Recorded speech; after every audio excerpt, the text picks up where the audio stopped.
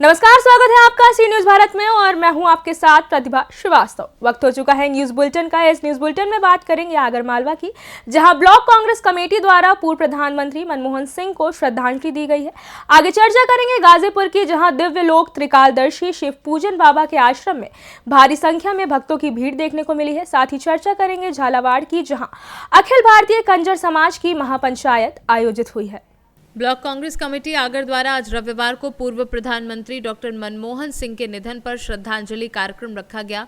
इस दौरान 2 मिनट का मौन रखकर श्रद्धांजलि अर्पित की गई। जिला कांग्रेस अध्यक्ष बंसीलाल पाटीदार ने कहा, पूर्व प्रधानमंत्री आर्थिक उदारीकरण के पुरोधा थे। आज उन्हीं की नीतियां हैं जिस पर सभी अमल कर रहे हैं।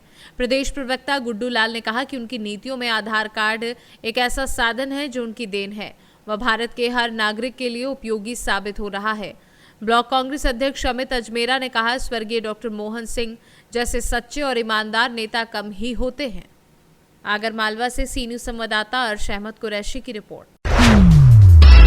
हल्द्वानी के बीएम स्कूल पब्लिक में राष्ट्रीय जागरूक ब्राह्मण महासंघ व मेरी आवाज सुनो जन कल्याण समिति के द्वारा प्रतिभा अलंकरण सम्मान समारोह का आयोजन किया गया, जिसका शुभारंभ डॉक्टर दयाल शरण, डॉक्टर अजयपाल, डॉक्टर रेणु शरण आरडी शर्मा के द्वारा सरस्वती प्रतिमा पर माल्यार्पण व दीप प्रज्वलित कर किया गया। मुख्य अतिथि डॉक्टर अजयपाल, डॉक्टर दयाल शरण, रेणु शरण एवं समिति के सभी पदाधिकारी ने स्कूल के बच्चों को मेडल व सर्टिफिकेट देकर सम्मानित किया। वहीं मुख्य अतिथि और विशिष्ट अतिथि एवं संस्थाओं के पदाधिकारियों ने सभी सम्मानित समाज सेवियों, पत्रकार बंधु, डॉक्टर, वकील एवं अन्य समाज सेवियों को भी उत्तराखंड प्रतिभा सम्मान से सम्मानित किया।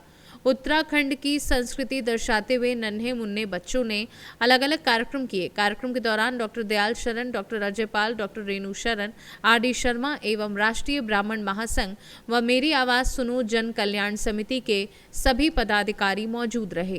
कार्यक्रम का आयोजन हुआ, सम्मान समारोह। यहाँ पे क्या कहना चाह रहे हो कार्यक्रम के बारे में? एक तो आप संस्था से जुड़े हुए हैं, तो क्या जिम्मेदारी है आपके पास में, और नाम भी बोल दीजिएगा, और किस तरह का कार्यक्रम में हम क्या कहना चाह रहे हो कार्यक्रम के बारे में? मेरा नाम रेतु ठाकुर है। मैं मेरी आवाज़ सुनोगे, मुझे जिलाध्यक्ष का देहरादून से दायित्व मिला हुआ है और ये हमारे प्रदेश ये हमारे जिला सचिव हैं मेरी आवाज़ सुनोगे।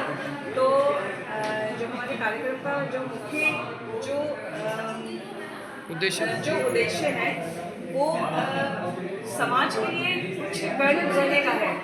महिलाओं के लिए, बच्चों के लिए, पुरुषों के लिए, हर वर्ग के, जाति धर्म कुछ नहीं है, हमारे लिए सब एक है, एक समान है। तो हम जो है सबके लिए और एक बहुत सारे उत्कृष्ट कार्य करने के लिए इच्छुक हैं सारे। तो बस मैं ये कहना चाहूँगी कि आगे भी जो हम कार्यक्रम करेंगे तो उसमें महिलाओं के आत्मसुरक्षा के लिए, आत्मसुरक्षा पर हम ये जोर दे रहे हैं कि जैसे नर्स और डॉक्टर कोलकाता के साथ जैसा हुआ है, तो हम ये चाहते हैं कि हर महिला जो है हर महिला एक आत्मनिर्भर होने के साथ वो आत्म सुरक्षा भी हो हर महिला, जिससे कि कहीं भी अगर अकेली हो तो वो अपने लिए लड़ सके, अपनी सुरक्षा कर सके। तो ये हमारा उद्देश्य है, हमारे संगठन का बहुत सारे उद्देश्य। क्या कार्यक्रम, किस तरह की प्रतिभा को सम्मानित किया आपने? आज हम लोगों ने प्रतिभा अलंकरण सम्मान समारोह रखा था, जिसमें उत्तराखंड के प्रतिभावान व्यक्तियों को सम्मानित किया। उत्तराखंड रत्न से लगभग 400 लोगों को हम लोगों ने सम्मानित किया है, जिसमें मेधावी छात्र हैं, शिक्षक हैं, चिकित्सक हैं, साहित्य के क्षेत्र में जिन्होंने योगदान दिया, खेल के क्षेत्र में जिन्होंने योगदान दिया, अन्य विभिन्न क्षेत्रों में हमारी प्रतिभाशाली जो उत्तराखंड के व्यक्ति हैं उन्होंने सम्मानित किया। उन सभी को हम लोगों ने उत्तराखंड रत्न से सम्मानित किया है। और ये प्रतिभा अंकलन सम्मान समारोह का हमारा मकसद एक ही है कि समाज में उत्कृष्ट योगदान देने वाले जितने भी हमारे प्रतिभागी हैं सभी को हम लोग उत्कृष्ट सम्मान से इसलिए सम्मानित कर रहे हैं ताकि वो आगे भविष्य में और समाज को अपना अच्छा योगदान दे सकें। और हमारी मेरी आवाज़ सुनो और जन कल्याण समिति की तरफ से हमने ये आयोजन किया है। पूरी तरह से समाज हित में कार्यक्रम है और हम आगे भी हमारी रूपरेखा है कि हम ज़्यादा से ज़्यादा हमारे गरीब तबके के लोग हैं उनको हम शादी समारोह आयोजन करने जा रहे हैं, जिसमें लगभग 51 बच्चियों का शादी करने का हमारा आयोजन है। और आप सभी का बहुत बहुत धन्यवाद, पत्रकार बंधुओं का, सभी सम्मानित जन का बहुत बहुत धन्यवाद। नमस्कार। आगरा से सी न्यूज़ संवाददाता विष्णु बघेल की रिपोर्ट। दिव्य लोक त्रिकालदर्शी शिव पूजन बाबा आश्रम में रविवार को भक्तों का जनसैलाब उमड़ा। जिले के साथ साथ कई जिलों के भी भक्तों का आना जाने का तांता लगा हुआ है। लोगों का मानना है कि बाबा का दर्शन करने से सारे कष्ट दूर हो जाते हैं तथा लोगों की जो भी मन्नतें होती हैं वह अवश्य पूर्ण होती हैं। इसको देखते हुए लोगों का दिन प्रतिदिन बाबा पर विश्वास बढ़ता जा रहा है और आश्रम में भक्तों की भीड़ बढ़ती जा रही है। प्रत्येक रविवार को आश्रम में भंडारे का आयोजन किया जाता है। दर्शन पूजन के बाद भक्त प्रसाद ग्रहण कर पुण्य के भागी बनते हैं। दिव्यलोक आश्रम के सचिव राजेश चौबे ने बताया कि बीतने वाला वर्ष दिव्यलोक आश्रम परिवार के समस्त भक्तों के लिए खुशहाली रहा और आने वाला वर्ष भी समृद्धिशाली हो। बताना चाहता हूं कि भक्तों के द्वारा एक बड़ा कठिन निर्णय लिया गया है, जो कि दिव्यलोक आश्रम में विष्णु के 10 अवतार के मंदिर का निर्माण कार्य चल रहा है, उसे जुलाई 2026 तक पूरा कराने का भक्तों द्वारा संकल्प लिया गया। मैं सचिव दिव्यलोक आश्रम राजेश चौबे सर्वप्रथम आपका दिव्यलोक आश्रम परिवार में हार्दिक स्वागत एवं अभिनंदन करता हूं। जिस निष्ठा के साथ लगातार आपके द्वारा, आपकी टीम के द्वारा दिव्यलोक आश्रम परिवार की खबरों को चलाया जाता है और जिले में इससे जो एक सकारात्मक प्रभाव लोगों के मन मस्तिष्क पे पड़ता है, उसके लिए भी आपको धन्यवाद।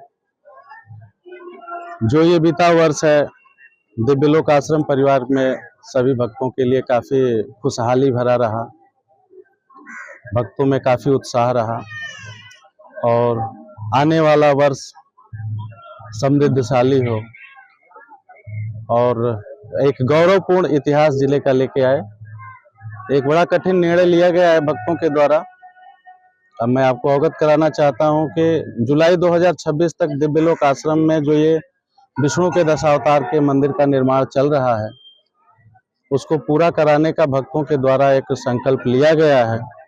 प्रभु श्री शिवपूजन बाबा पूजनेश्वर महादेव जी से मैं विनती करता हूं कि भक्तों ने जो यह कठिन निर्णय लिया है उसको वह पूरा करावें और 2025 में जिस मनोयोग से, जिस उत्साह से भक्त आगे बढ़ना चाहते हैं बढ़ें, क्योंकि किसी भी पुरुष का सर्वश्रेष्ठ सर्वोत्तम बल उसका उत्साह होता है और दिव्यलोक आश्रम परिवार के प्रत्येक भक्त उत्साह से भरे हैं, जोश से भरे हैं और यह ऐतिहासिक निर्माण पूरा होने जा रहा है।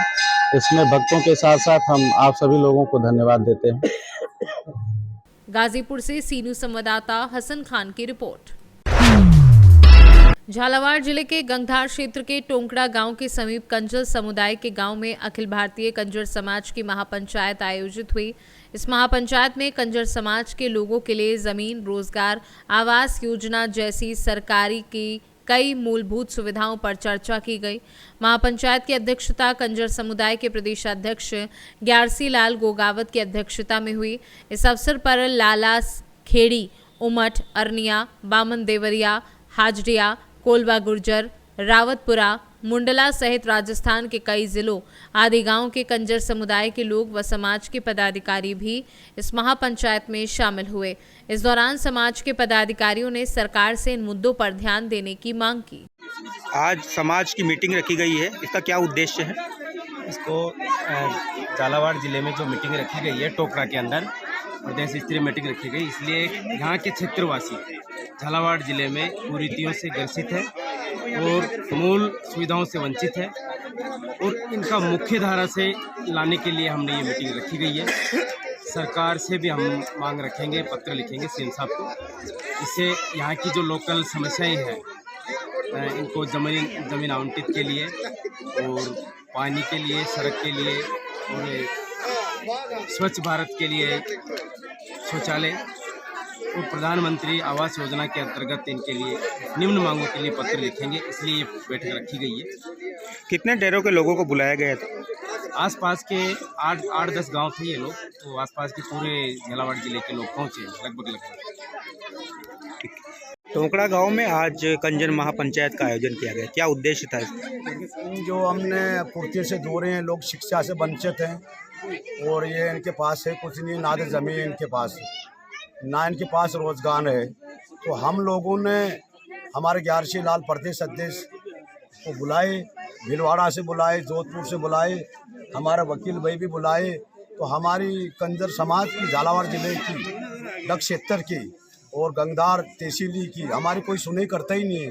तो हमारे लोगों को बुलाए, कंजर लोगों को आगे से आगे हमारा विकास करे और हमारा साथ दे। ये लोग आगे जयपुर तक, मुख्यमंत्री तक हमारी आवाज़ पहुँचे, राष्ट्रपति तक से पहुँचे हमारी, और शिक्षा से हमको जोड़े और मुख्य धारा से हमको लोगों को जोड़े। झालावाड़ से सी न्यूज़ संवाददाता धर्म सिंह की रिपोर्ट।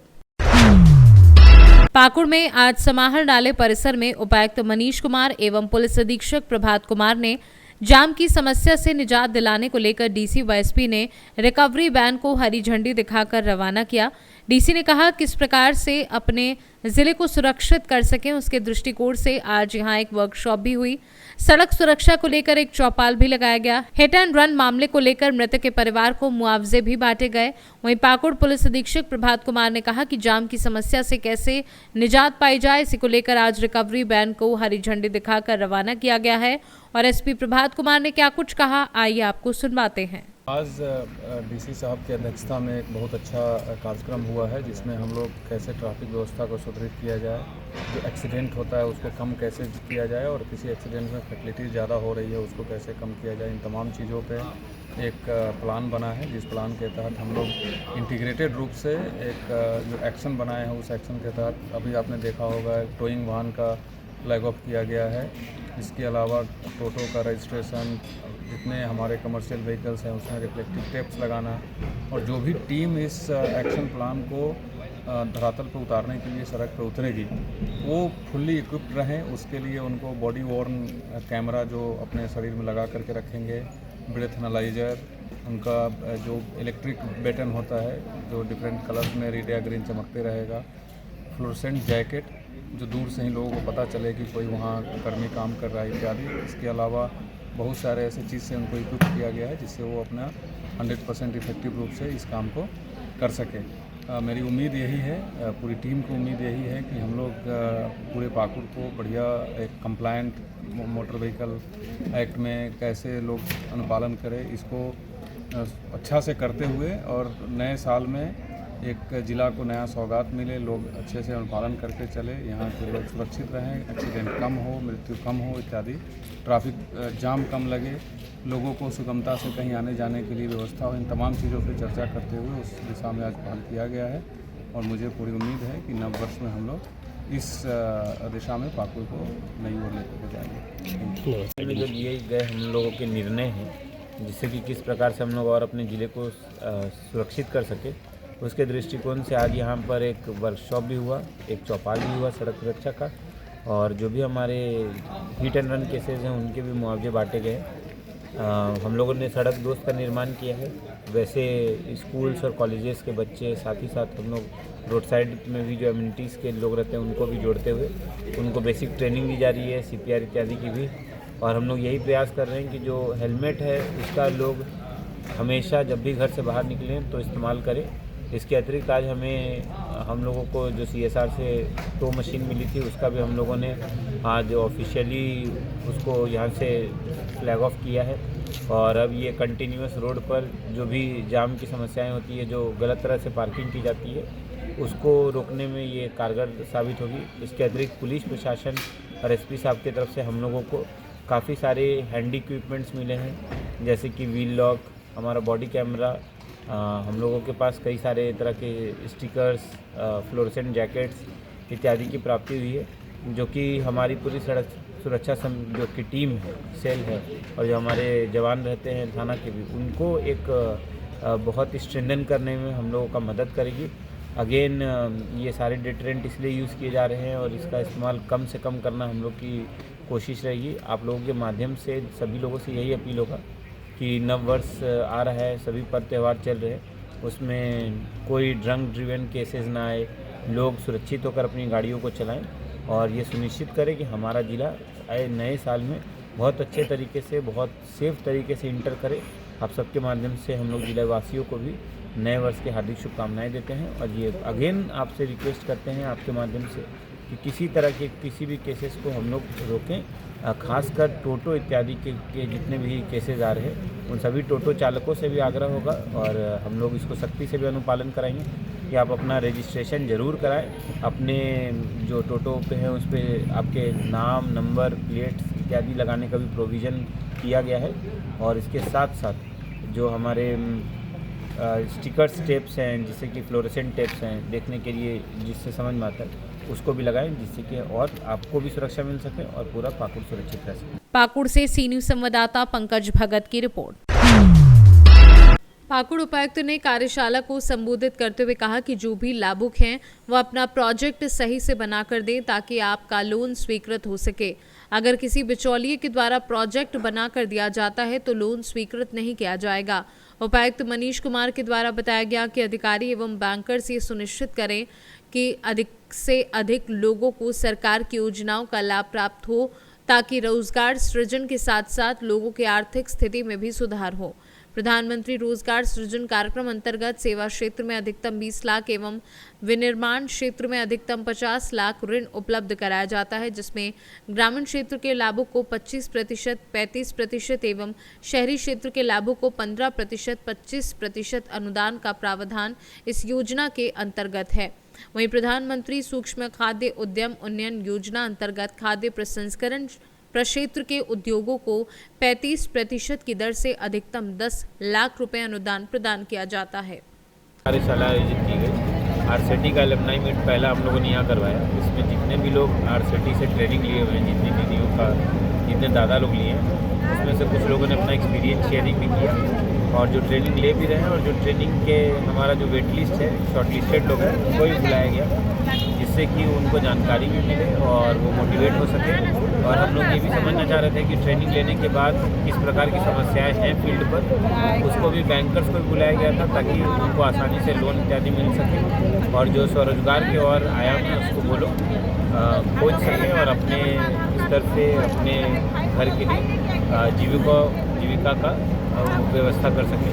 इसके अतिरिक्त जो सरकार की महत्वाकांक्षी योजनाएं जैसे CMEGP, PMEGP, PM Vishwakarma, PMFME, PM Svanidhi, इनके भी लाभुक या पोटेंशियल लाभुकों को बुलाया गया और जो समस्याएं या जो प्रॉब्लम्स निकल के आई उसके लिए निश्चित तौर पे बैंक्स के साथ हम लोग एक बृहद कैंप अलग अलग प्रखंड में करेंगे, जिससे कि जो ऋण उनको सब्सिडी इत्यादि मिलना है और किस प्रकार से पहले 2 घंटे आज कार्यशाला में यही चर्चा हुई कि क्या क्या डॉक्यूमेंट्स इंपॉर्टेंट है, किन डॉक्यूमेंट्स के साथ उनको आसानी से लोन मिल सकता है। तो मुझे लगता है कि इसका आज जो महत्ता यही थी कि हमारे ज़िले के जितने भी जो लोग हैं जो ट्रेनिंग लेकर अपना रोजगार करना चाहते हैं उनको एक सही मंच मिले और इस तरह की कार्यशाला हम लोग आगे भी आयोजित करते रहें। पाकुड़ से सी न्यूज़ संवाददाता पंकज भगत की रिपोर्ट। वेजलपुर थाना क्षेत्र के जूहापुरा के पास हत्या के आरोपी को चंद घंटों में गिरफ्तार कर लिया गया। कल रात गुलजार पार्क में हत्या हुई थी। जानकारी में सामने आया कि वह तलाक के लिए युवक 10 लाख रुपए की मांग कर रहा था और पिछले 1 साल से उसे परेशान कर रहा था। इसके चलते चाकू मारकर हत्या कर दी गई थी। वेजलपुर पुलिस को सूचना मिलने पर वेजलपुर पुलिस एवं वरिष्ठ अधिकारियों के साथ मौके पर पहुंची थी और आरोपी को पकड़ने में टीम की रचना की थी और चंद ही घंटे में आरोपी को हिरासत में ले लिया गया है। घटना के बारे में जोन 7 के एसीपी ने कहा कि इमरान कुरैशी ने पुरानी दुश्मनी में हत्या की है। हमने कातिल इमरान कुरैशी को हिरासत में ले लिया है और आगे की जांच चल रही है और जांच के बाद सही तथ्य सामने आएंगे।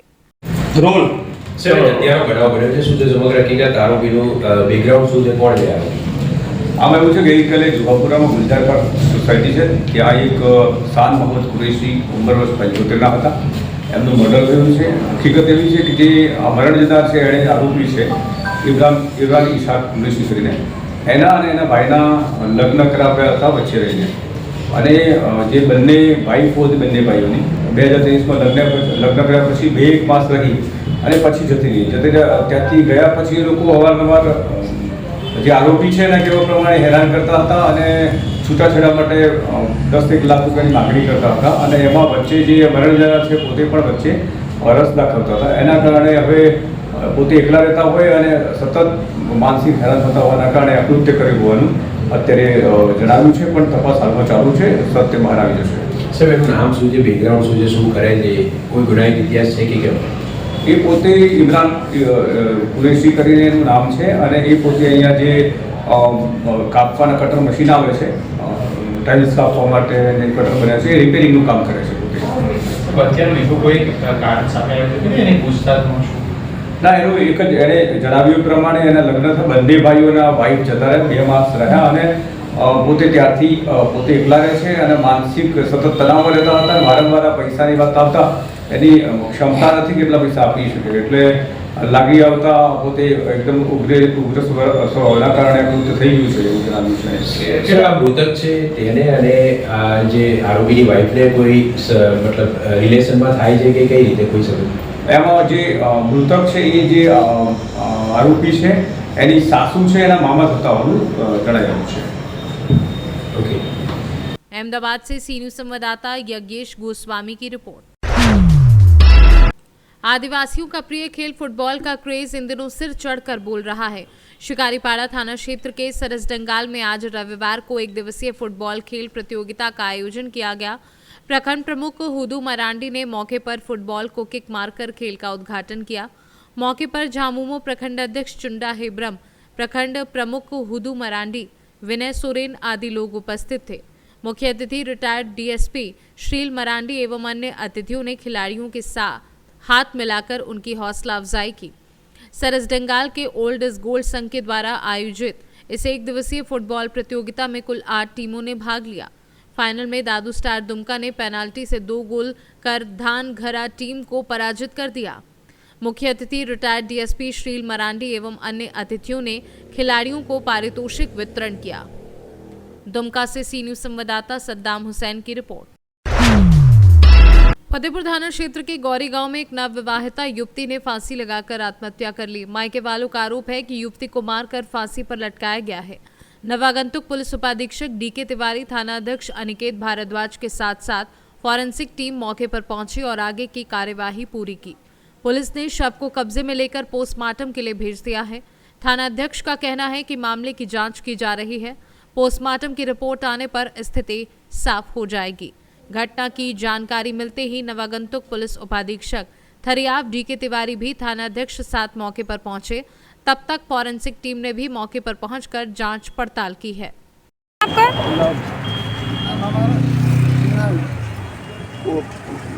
जो पप्पी मरी है क्या है हालत की? हमारे लहरी लगती। कैसे क्या हुआ? सर हम खेत में थे, घर पे था ना, हमारा छोटा बच्चा था तो गया था, मतलब कपड़ा धुला था तो वहाँ बगाल में गए थे। दरवाज़ा खटखटाया तो कोई ने बोला, कोई खुली बाहर लैट्रिन में गए, वहाँ से छत पे चढ़ा, छत पे चढ़ते दरवाज़ा खोल तो नीचे आए।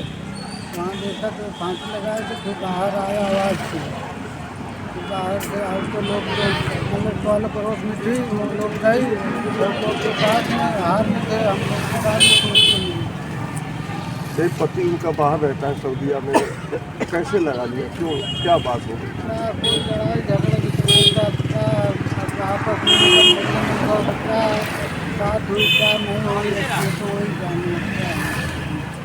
मोबाइल उनके पास रहता था, उनके पास रहता था, हमारी लहरी लगती, हमारे सामने बात भी नहीं थी। सुनील तुम्हारा भाई? हाँ। जब मृतक ने फांसी लगाई थी उसका समय क्या था, कितनी समय लगाई थी? समय तो हमको जब बाहर में थे, जब हमको मिला तो करीबन 2.5 या 3 का ऐसा समय था। अंदर से जंजीर बंद? हाँ, अंदर से। मायके वालों को सूचना कब दी गई थी? जब हम वहाँ से खेत से आए, जब हमको जानकारी मिली तो हम लोग को फोन लगाए। क्या नाम है आपका?